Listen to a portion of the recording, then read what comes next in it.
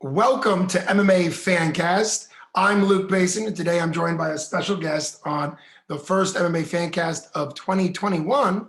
Before I introduce her, let me say that one of the things that MMA FanCast was created to do was to bring attention to regional Pittsburgh MMA and all regional MMA that does such a great job of building up amateur and professionals before they go on to some more of the more popularly known promotions. Today we're joined by my girlfriend, Kristina. Say hi, Kristina. Hi. And the whole concept is that MMA FanCast really wants to also be appropriate and interesting for people that don't know anything about MMA, and kind of as an introduction to the fighters, to the people that love MMA. And I think a lot of what we interview on here is very accessible to people that don't know anything about MMA.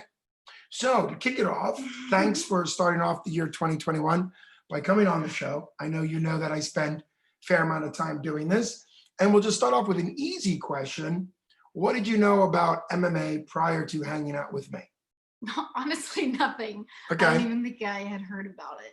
Right. Like MMA specifically. I don't think. But you had heard of the UFC. So what did you know about the UFC? I don't think I knew anything of the UFC. I can tell you what I thought it was. Like in my mind, I mean, now I have a slightly better understanding of it, but only a slightly better understanding. The UFC, before I, came more wise, I thought it was basically just people with like boxing gloves in a ring or, like a cage. Not so much like a boxing ring, but like the cage and people just getting sweaty and fighting. But that's literally when I hear UFC, that's what I thought about. And since you said you didn't really know what MMA was, what's the difference between MMA and the UFC? Do you know that difference? No. No, okay. And that's one of the things we've actually spent when Jim and I were doing the show together more regularly. Jim Mooney and I talked about that on the show because for a lot of people, the UFC has done such a great job marketing themselves as the sport that people really think of MMA as UFC. So you'll hear people say, oh, I want to learn UFC, when really they mean they want to learn the sport of MMA. So the difference is MMA is mixed martial arts, which is the category of sport that involves punching, kicking, grappling, submissions. So everything from boxing to wrestling to elements of Taekwondo, Muay Thai, Judo, which of course Ronda Rousey made more popular in there, as well as Brazilian Jiu-Jitsu and a bunch of others. Basically, it's every martial art mixed together. Now, where the UFC came in is the UFC publicized themselves so much that people started thinking that the sport was the UFC. But really, the UFC is just one. And of course, I always want to give a shout out to all the regional MMA promotions, both in Pittsburgh. My favorite one is 247 Fighting Championship. Ryan Middleton and Jim Mooney is their matchmaker. And Jim and I used to do the show. And he'll come back from time to time, but he's busy doing 247 Fighting Championship. But regional MMA like 247 Fighting Championship really creates the fighters that then move on to whether it be the UFC. Oh, okay, so UFC is like It's one of the more worldwide. Oh, cool. Yeah. So have you ever heard of Bellator? No. No. Okay. So there's a few other ones. Bellator, WSOF one is probably they're probably the 4 or 5 big ones. But giving a shout out again to 247 Fighting Championships and tons of other regional promotions that have maybe names that a lot of people haven't heard of. It is still the sport of MMA. It's still regulated and governed by the state that they're in, with rules and doctors and tests and all those things. Oh, really? Yeah. It's a sport just like, what's your favorite professional sport? Oh, swimming. Swimming. Well, I don't know. I mean, you don't just like watch professional swimming. Well, it can be. During Olympics. The Olympics we do. Yeah. Yeah, so it's a little bit tougher to explain it like swimming, because swimming and track, while very popular during the Olympics, and there are professional swimmers, people may have heard of Michael Phelps, who has made millions and millions and millions, right? There are professional swimmers and professional track athletes, but they don't ever belong more or less to a team, just like gymnastics. All right, what about hockey? Hockey. Hockey's fun. Hockey would count. Okay, so hockey at the professional level, right? The Penguins are our hockey team, I guess, if we had a hockey team, because we're from Pittsburgh. But there's college hockey, there's minor league hockey, there's 10-year-old hockey. So people kind of refer to MMA as UFC, but that would be calling 10-year-old hockey NHL. Oh, okay. That light bulb. Right, which nobody would, right? You wouldn't say, hey, my 10-year-old's going to learn NHL. You would say my 10-year-old's going to learn hockey. Hockey, yeah. And so I'm glad, and I really want this to be educational for people that don't understand the difference, that if you're interested in the sport, it's MMA, just like hockey is hockey. Then there's only a small percentage, a fraction of a fraction, that make it to the UFC, just like there's a fraction of all the 10-year-olds that ever tried hockey that make it to the NHL.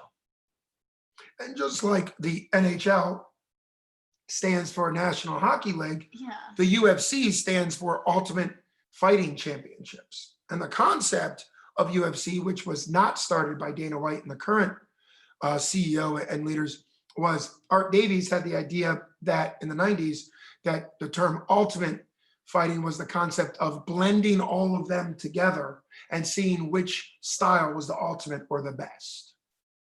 So that's kind of interesting where they got their term. And what they found out in the last 25 years of MMA being a sport is, and I hope I don't offend anybody that's a diehard one art over the other, but there is no one ultimate martial arts. The real ultimate martial arts is a combination. So whereas Muay Thai, which is the punching, kicking, elbows, knees, the stand-up, is the national sport of Thailand and a beautiful art.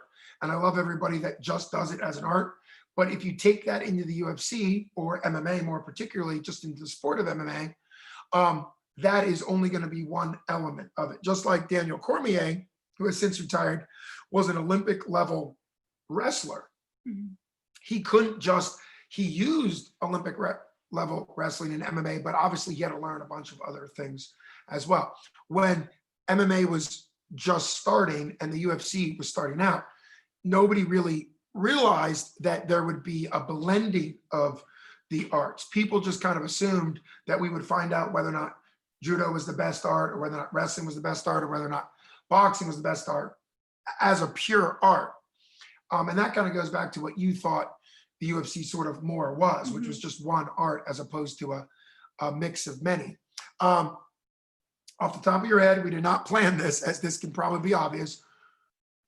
Who are some MMA fighters or UFC fighters that you've heard of? Any names that come to mind? Coma Worthy is literally the only name that comes to mind. That's I've great. Heard you mention it. Yeah, Coma Worthy. That's it. I don't know. That's beautiful. He's gonna love knowing that. Okay, Coma Worthy. And for those of you that may not know, and if you're familiar with MMA FanCast, you know that Coma Worthy has been a oftentimes guest on the show. He's from Pittsburgh.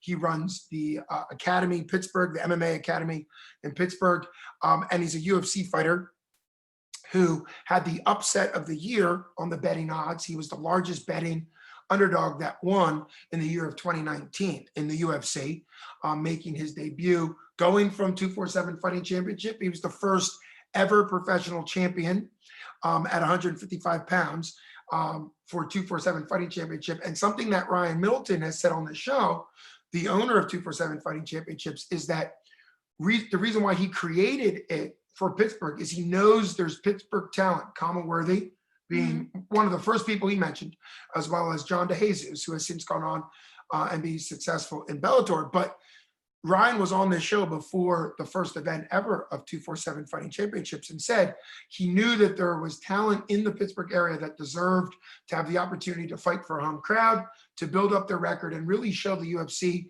and other high-level promotions what Pittsburgh had to offer. And since Ryan got the show up and running, Coma, the Death Star Worthy, has made the big leap from where he was, and he was already an expert high level. Something that Ryan continues to kind of be proud about is that Coma was already UFC high level worthy while he was fighting for 247 Fighting Championship, which is another reason why no matter where you are when you see this, once once COVID has passed and people are allowed to have regional fights again and those type things, we encourage people, no matter where you are, to go support your regional MMA, because there's a lot of fighters at that level that are already ready for the next level. They just haven't been discovered yet. So Coma Worthy, he's gonna absolutely love that. That's the one name you knew. Have you ever heard of Ronda Rousey? Oh yes. Okay. And what did you know? What do you know about her? She fights. She fights? I just knew that there was a lot, like her name was thrown around a lot. Not like recent, Not recently, but no, about 3 like years ago. Yeah, Yeah. I just remember she was like, that was a name that you heard. Yeah. Yeah. And that's a shout out to the promotion again of UFC, but also in MMA, because taking a name like Ronda Rousey, who was already an Olympian and already an Olympic medalist in judo, and prior to that, there was no females in the UFC. So the reason why I bring that name up is because Dana White has probably now learned to regret it, but there was a time where Dana White, the president of the UFC, would very confidently say that women will never fight in the UFC, which is obviously not true. Now there's many divisions in the UFC, and women fighters in the UFC have drawn just as many, if not more. And so he saw Ronda Rousey fighting for, at the time, Strikeforce, which was on public television and one of the big channels, and thought, wow, she is such a star, we're going to bring her over. And then he built a division around her, and then women really got their place in the UFC. So so that's a huge name, and I'm glad you knew that. She has since retired from MMA and actually gone into what I like to lovingly call fake wrestling, but WWE. And she became a champion in WWE, which is the scripted wrestling shows, like The Rock, Dwayne "The Rock" Johnson. What does scripted mean? Scripted means it's acting. It's like when you do musicals or plays. WWE is scripted. They get a script and they follow the script. They know who's going to win or lose in WWE. That's not the UFC. That's the wrestling, like WrestleMania. She doesn't know what WrestleMania is. That's fine. So Ronda went to that. She went to that, and now she retired because I think at one point she was either pregnant or looking to start a family, and so she took a break. I don't think she's retired from WWE, but she took a break from WWE as a champion so she can start a family, which is pretty exciting for her. Have you heard the name, and when you boil MMA down, have you heard the name Conor McGregor? It's okay if you haven't. No, fantastic. You haven't heard the name Conor McGregor. Okay. Have you heard the name John Jones? No. Okay. So what's interesting about MMA is, because we're going to talk about this a little bit more, because MMA is an individual sport, just like swimming would be, tennis. There's some pretty famous tennis players, right? But I think it takes more work for an individual sport for names to become popular, because the Steelers. And even if you don't know who's on the Steelers, you can at least say, go Steelers, where it's tough. That's a good point. Yeah. Yeah. It's tough in an individual sport. Again, a shout out to all regional MMA. You're going to hear this over and over again, not because Kristina loves to hear regional MMA, but that really is where names get developed. People will have never heard of Coma the Death Star Worthy unless he had all the fights he had prior to the UFC to build up his skills, to build up his record, but also to build up people that wanted to see him. Speaking of regional MMA, a year ago, before COVID, a little over a year ago, before COVID hit and changed a lot of things, we got to go to live MMA in person for your first time ever. And what did you think about that going into it? Let's start before any of the fights started. Well, going into it, I had no idea. Well, I mean, I kind of had a slight idea because you had shown me some videos and like talked to me about it a little bit, but honestly, I had absolutely no idea what I was in store for. And I have to say, I enjoyed it a lot more than I thought I was going to. I thought I would, I don't know why. I guess I'd never watched anything live like that before, or I'd seen it, not even wrestling, honestly. So that for me it was a different experience, but I liked it. I like to experience new things, and it was very neat to watch. A little scary sometimes. Or a couple times I like grabbed you. I was like, what's happening? Can be startling. Yeah. It's I think what I liked about it it's so you're on your toes, like, well, what's gonna happen next? It's not start, stop, start, stop, start, stop. You know what I mean? You're like there, you're kind of watching it. It is an art, like you say, it really is, like with the technique and everything. So. And you just said about the proximity, being close to the action, being live. Yeah. What did you think about that atmosphere and environment of the show we went to that's regional and not a 30,000 person stadium? It's more personal, what I mean? It is. It's more intimate. I mean, obviously, the fighters are, really close and intimate, but even I think just the audience, the onlookers, coaches are right there, crew's right there, like everyone's right there. I wasn't like right there, but you know what I mean? Like we're all there, we're all around. Yeah. It's almost like I feel like everyone has somehow like a more personal connection to the fighters, to whoever's in the cage. I think that's what you call it. To whoever's in the cage. It almost feels, I don't know, like there's just a more personal connection. And for the 20th time in this interview, I'm going to say, when COVID has lifted, for everyone that is in the Pittsburgh area, please come out and support 247 Fighting Championships, Ryan Milton, because he has said the same thing on the show, that until you see, even if you know what MMA is, even if you've watched it on TV, or some people have even bought pay-per-views, until you see it live, where you can actually hear and see it like it's happening in the same room and not on a video camera, as well as I think, Kristina, you've done a great job pointing out that it's a lot more moving emotionally when you are there live and able to see it, and you see the fighters walk out. You can kind of see them and know that their teams are there. They've got fans there. It's much more personal than if it was just on. It's really cool too, because I don't know when I don't know. Also, again, when I think of like UFC, I feel like these big, like big guys. But I mean, there's different, and they had different like weight divisions, which is kind of cool, because I'm just thinking, oh, okay, it's gonna be a bunch of these, big burly guys, but it wasn't. You know what I mean? And that was kind of cool too, something that I wasn't necessarily expecting. And that's actually a big part of the growth and evolution of MMA. As some people might know, when it originally started 25 years ago, a little over, that there were no weight divisions, so you would have been correct. And the first champion of the UFC, Gracie, was about 170 pounds, skinnier guy, 170 pounds, and he was fighting guys over 300 pounds, and that's how everybody thought MMA was going to be. No weight divisions, because it's kind of like, well, on the street, there's no weight divisions. But they obviously realized that for the sport, and I always tell people that MMA is a sport with rules, and as you just pointed out, weight divisions. And part of weight divisions is it actually makes it more exciting, I think, for the fans, because fighters can fight at a weight that makes sense to them. We've seen some fighters do better when they go up in weight, down in weight, things like that. It's also allowed certain frames of fighters, certain size fighters, to be excellent, like Demetrius Mighty Mouse Johnson at 5'4", and fighting at 125 pounds in the UFC, and now for one, would never have really been successful long-term if he was fighting heavyweights. So that's a good point. Now, some people won't know this, but you are a medical professional because you're a licensed registered nurse. And from the medical standpoint, what did you learn, or what were your concerns? What did you kind of think about as watching fighting live from a medical professional standpoint?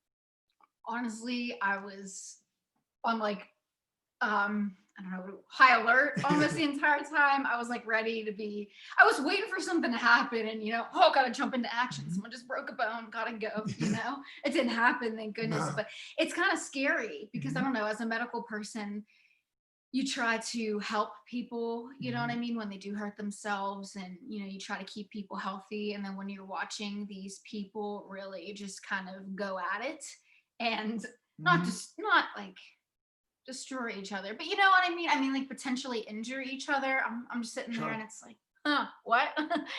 As a nurse, you want to kind of like prevent that. So it was a good experience. But yeah, from a medical standpoint, it was terrifying. And from a medical standpoint, and I don't know how much you picked up on this because they don't necessarily announce it, but there's a doctor that checks the fighters. I don't remember, maybe I pointed it out. And that's a big deal. And I would encourage no one to participate in or support unsanctioned fights, because there are some unsanctioned fights, meaning the state hasn't okayed it, which also includes not having medical professionals and those types of things there.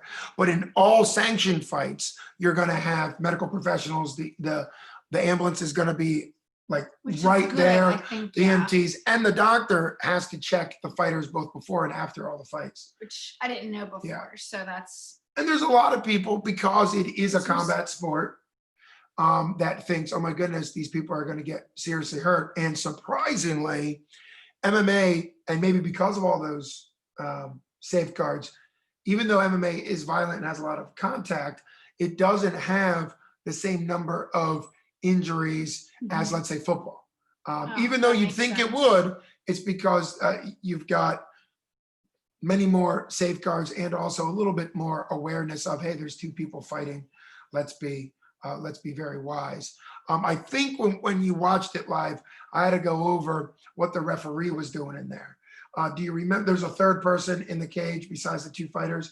Do you know what the referee's job was, or what that person would do? I would think to make sure no one's like breaking rules, because I know there are some things you can't do, but also if he sees something, or if a person's not doing too hot medically, he's able to kind of step in and stop anything. Yes, that's exactly right. Yeah. And the concept is, if someone is not intelligently defending themselves, which is what you were saying. John McCarthy has recently kind of explained the whole concept of that. He's a legendary referee, and he refereed all the beginning UFC stuff. And to be clear, if you go down the history books into the beginning of MMA and UFC, the referee was only there to enforce the rules. They had no power to stop a fight ever. And there were actually a couple fighters that it was only stopped if the fighters' corners quit, threw in the towel. And there was a famous fighter, and of course I'm blanking on his name, whose corner let him take a ton of damage. And after that, and during that, John McCarthy decided kind of unilaterally that he was just going to wave off the fight. And then everybody realized, oh, refs should really have the ability to step in and save a fight. And so that's another thing that when I was training fighters, I would always tell them, MMA, even though some people might disagree with me, is not street fighting. There's no weapons. There's no gangs of people. You know, a street fight, no matter how good you are, if there's 5 or 6 people, that could be a disadvantage. If there's weapons, MMA is a sport with a referee. And so the referee is there to not only make sure that the rules are followed, but also to make sure that if somebody's having a really bad day, and is unconscious or is unable to defend themselves or taps out, or some other form, that they are safe to play again, because it's a sport. So overall, would you encourage somebody, and it's okay if you say no, would you encourage somebody who knows nothing about MMA to check it out a little bit? And what do you think would be the best way for them to check it out? If somebody has never seen, or so like me, like you, what would you recommend? I mean, I would go again. For the record, I would go watch another fight. I'm gonna take you up on that. Okay. Yeah, I would go to another one. I don't know. Like, I would probably be like, hey, I went to this cool MMA fight. Like, hey, have you ever heard of it? Oh, it's kind of cool. You should go to one. I don't know how I would. I couldn't talk to them much about it other than what I saw, and the little I know. But yeah, I'd encourage someone to check it out. I think I don't know, I'm the type of person that do get all you can in life. You know what I mean? Go see, go experience, go, kind of, I like to, I don't know, kind of stretch yourself, go outside your comfort zone. And that was definitely outside of my comfort zone. So I think it's kind of cool. Well, and what's cool about any sport, and this isn't just MMA, is every sport needs the diehard fans that know every rule, that practice it or do it all the time, whether it be baseball, you said hockey, or swimming. You love swimming, you were a competitive swimmer. I enjoy pretty much any Olympic sport. If it's in the Olympics, I'll watch it. So I enjoy watching swimming, but I'm going to be watching it as a fan that just enjoys races. And you'd be watching it more for technique and other things because you understand it. In the same way, every sport needs fans that are a fan of the sport without understanding all of it. So when you say people should go check out MMA, particularly on a regional level, I think that's a big deal, because they'll learn about it, but also everybody in a room buying a ticket to go to an MMA fight doesn't need to have trained it, or know it or be a professional fighter themselves. Just like every person that watches football hasn't played it, or in your case, your two favorite, swimming and hockey. And hopefully this summer, 2021, in Japan, Tokyo, there will be the Olympics. That's what they're saying. We'll see whether or not it will happen because of COVID, but obviously we'll look forward to watching the Olympics. I watch hundreds of hours of the Olympics when it's on because it's just so beautiful. Like even stuff you've never heard of, I just think is super cool. So what I want to say, thanks so much for coming on. I hope for people that are just checking out this show that you'll be interested to come back and watch when I interview MMA fighters, typically about their journey, whether they be amateurs or pros in the UFC or out of the UFC. And I hope also that for those of you that don't know much about MMA, that having Kristina on was helpful and kind of interesting. And a special thanks for coming on the show today. Of course. Thanks for having me. All right. Thanks so much. I'm going to hold you two going to see a show together in the future. So thanks so much for coming on. Best wishes to everybody. And I will continue interviewing great fighters here on MMA FanCast.